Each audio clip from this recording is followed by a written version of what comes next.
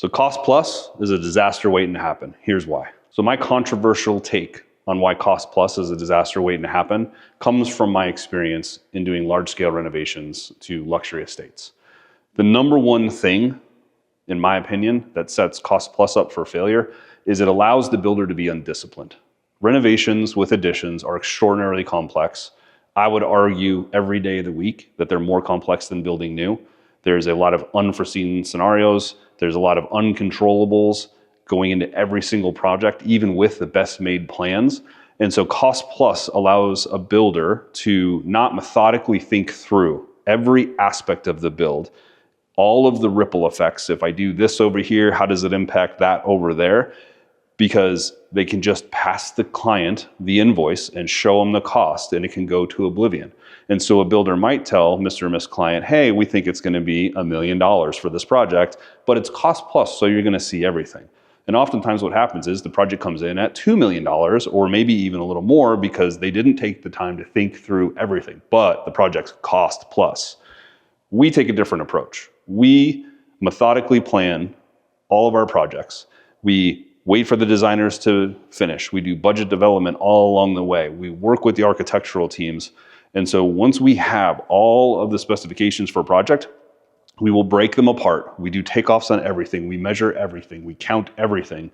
And we deliver a detailed scope of work that could be 30 to 40 pages that every single piece of their build is accounted for.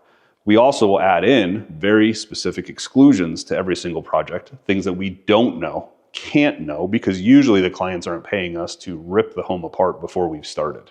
That way, we can say, by line item, by piece, everything is called out, everything is spec'd, everything is priced. This is your cost. We guarantee you this will be your price for the project, and there won't be any surprises. There's no plus to our cost. If we make a mistake as a team, we eat 100% of it.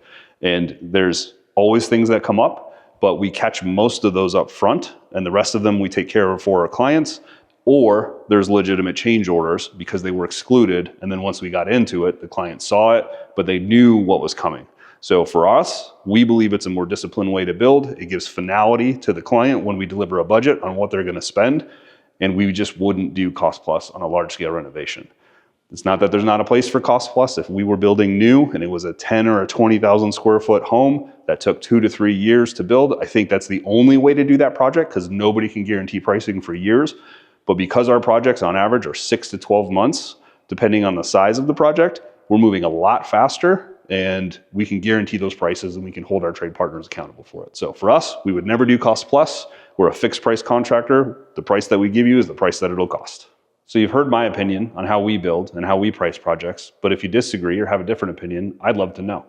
I don't know everything, but I know that fixed price for us works, and most of our clients, if not all of our clients, appreciate and prefer that. Drop a comment if you agree or disagree, and let's start a dialogue.